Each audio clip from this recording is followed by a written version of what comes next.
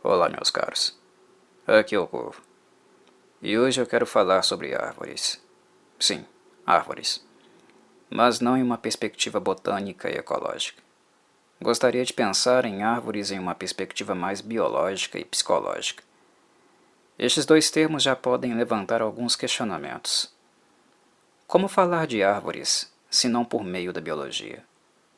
Bem, levando-se em consideração as inúmeras formas que as árvores participam da vida e da cultura humana, digamos que há muitas outras maneiras de pensarmos e discutirmos sobre elas.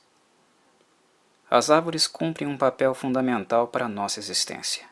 Elas produzem o ar que respiramos, e se elas não possuem mãos para que nossas vidas estejam em suas palmas, literalmente elas estão nos galhos e folhas delas. As árvores são um filtro de toda a sujeira e corrupção que causamos nos ecossistemas que fazemos parte, e de cara, é um verdadeiro filme de horror imaginar como seria a nossa vida sem elas. Não seria nada agradável. Mas podemos ir além desta constatação. As árvores não produzem apenas um efeito fisiológico, mas também cumprem como já cumpriram vários papéis psicológicos na vida humana. Nossa relação com elas é muito mais do que a preservação ou a ganância sovina em querer extraí-las para interesses de mercado. As árvores possuem o poder de nos afetar também a nível simbólico. Os vários significados pessoais e coletivos que elas podem ter, as memórias individuais e afetivas relacionadas a elas. Há uma infinidade de exemplos que posso utilizar para demonstrar como as árvores possuem uma influência também psíquica em nossas vidas. Querem alguns? Vamos lá. Por mais que isso não seja comum nos tempos atuais, visto que as cidades praticamente devastaram as zonas rurais e o processo de urbanização trouxe consigo a ruína da flora, me permitam lembrá-los do papel lúdico que as árvores já exerceram na vida das pessoas. E como as memórias que elas eliciam as tornam um símbolo de momentos felizes ou de uma época onde a relação com o espaço era diferente. Muitos que me escutam podem não se dar conta, mas as árvores já foram praticamente um brinquedo em si, algo natural, sem a necessidade de manufaturamento. Subir nelas para colher frutos, para passar o tempo encostado descansando na copa, ou até mesmo construir casas na árvore usando os galhos dela como base, criando verdadeiros clubinhos ou refúgios infantis. Fazer um balanço usando cordas, tábuas ou pneus. Dados consistentes, certo? E não é só com as crianças que as árvores já possuíram algum valor simbólico e registro psíquico. Com adolescentes também. Até os dias atuais ainda existem casais de namorados que gravam seus nomes no tronco das árvores como forma de declaração e promessa.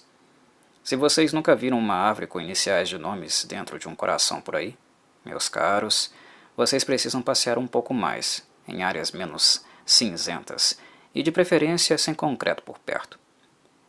Não agora, que estamos enfrentando uma pandemia mundial, mas no futuro seria interessante, para a saúde mental de vocês, procurar algo assim e se desintoxicar um pouco. E certamente irão encontrar algo cravado nelas por aí. Eu posso falar dos adultos de maior faixa etária também? É claro que eu posso. E desta vez não darei exemplos muito floridos, como fiz anteriormente. Vou deixar a coisa um pouco mais dark. As árvores já foram usadas também para coisas abomináveis e já foram em vários momentos históricos símbolos que causavam o medo e comunicavam o que havia de mais mórbido. Era algo cotidiano na Idade Média trafegar pelas estradas e encontrar corpos pendurados nos galhos, enforcados e devidamente vigiados pelos urubus, que tinham nesta imagem horrível uma fonte de sustento para muitos dias. E o que dizer dos romanos? Estudos antropológicos demonstram que o meio mais cruel e horrendo de execução dos Césares era a crucificação, mas se engana quem acha que os romanos ficavam serrando árvores, lapidando hastes e as tornando simétricas para então executarem brutalmente os pobres coitados condenados a este fim tão lamentável. Seus bobinhos. É claro que não.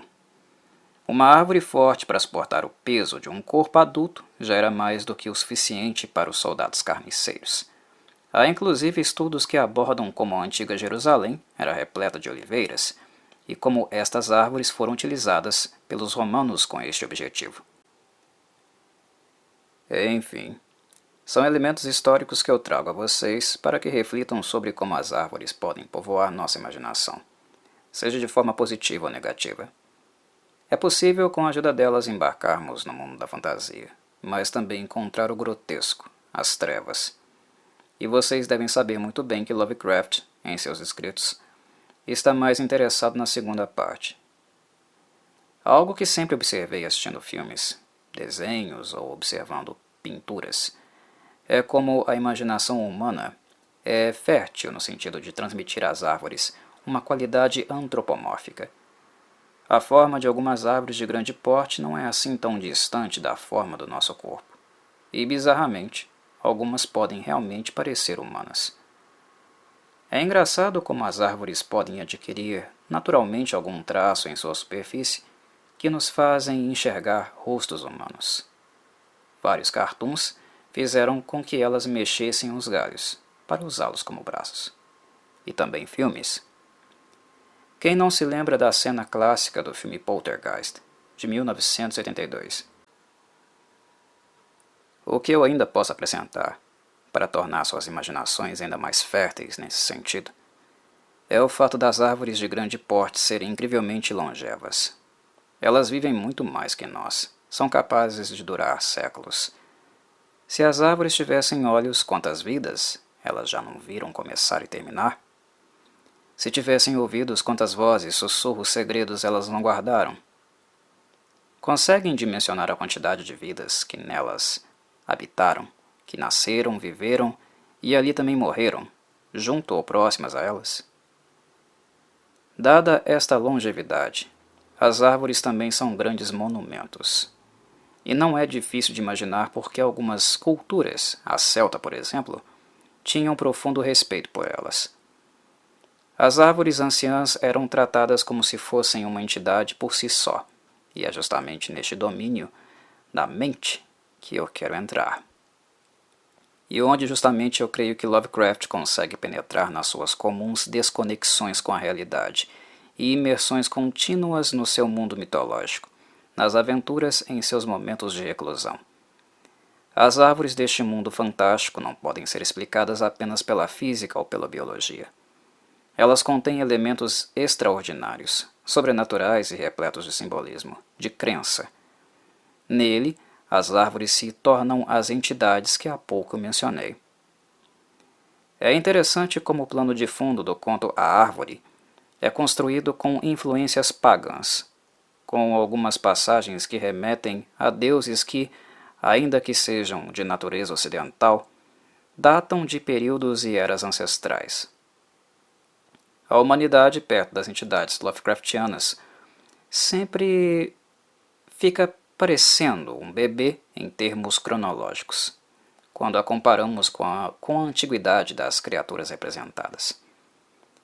No conto habita uma aura primordial, não apenas representada pela forma como o escultor Kalos conversa com os espíritos que ele consegue ouvir próximo de um jardim de oliveiras, que supostamente seriam faunos e dríades, seres que acompanham e louvam o profano deus Pan.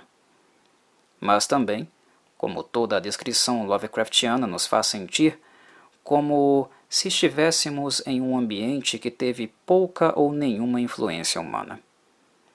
Neste sentido, ao mesmo tempo em que a estrutura narrativa Lovecraftiana aponta para algo tenebroso, incompreensível para a mente mundana, que é aquilo que se manifesta no Monte Menelau e que serve como fonte de inspiração para Kalos esculpir faunos e dríades com uma precisão assombrosa, ao mesmo tempo é algo que nos gera certo fascínio, algo de natureza hipnótica.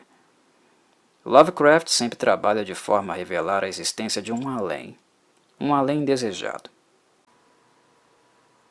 Uma fonte desconhecida do conhecimento. E, embora as consequências não sejam exatamente as esperadas pelo conceito moral atribuído pela mente humana, que é um tipo de estrutura psíquica bastante diferente dos espíritos da natureza aqui representados, estranhamente os humanos ainda desejam descer mais um degrau, ir cada vez mais fundo. Sabemos que isso não costuma terminar bem nos escritos Lovecraftianos, mas insisto. É importante notar que este conceito de bem é deveras humano. É um valor moral oriundo da nossa espécie, e pouco tem relação com os seres Lovecraftianos. O outro lado, o além, os seres da natureza, não necessariamente fazem a mesma leitura que nós e o mesmo julgamento. O definhamento de Kalos é concomitante com uma espécie de despertar para esta outra consciência. Pelo menos assim avalio. Quando ele solicita a seu grande amigo Mosídides que o sepultasse junto de uma muda de oliveira, depositada próxima de sua cabeça, Kalos não aparenta estar insano, mas apenas em outra sintonia. É fato que ele estava enfermo do corpo. O contato constante com os faunos e dríades aparentemente era algo que drenava sua energia vital. Mas Kalos não aparenta estar doente das faculdades mentais, apenas inserido num processo de transição, numa espécie de metamorfose, num momento de passagem. Fica para nossa imaginação cogitar o que de fato Kalos conversava com os faunos e dríades. Mas fato é que o conto no seu término adentra o domínio do que eu mencionei anteriormente como antropomorfismo das árvores, uma característica atribuída pela cultura humana. As pessoas que passavam pelo Monte Menelau, agora a tumba de Kalos e onde cresceu a oliveira junto de seu corpo, é algo que causa horror e também fascínio. A luz da lua, as raízes enormes que romperam a tumba, o aspecto macabro que constitui na imagem ambiental do local é um cenário fértil para a mente humana e que de certa maneira imortaliza Kalos e a árvore, se é que podemos separar um do outro no fim do conto.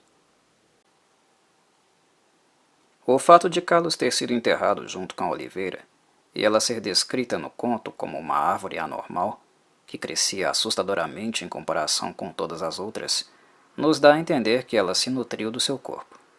Mas se quisermos adentrar o domínio do sobrenatural, talvez isso também possa significar que ela é uma continuidade da própria essência vital de Kalos. Algo que talvez ele tivesse plena consciência que assim o seria, visto seus últimos momentos no leito de morte e como ele mais falava das coisas do outro mundo do que deste mundo. Como se estivesse imerso na realidade psíquica dos faunos e dríades. Como um casulo pronto para renascer e habitar uma realidade completamente diferente.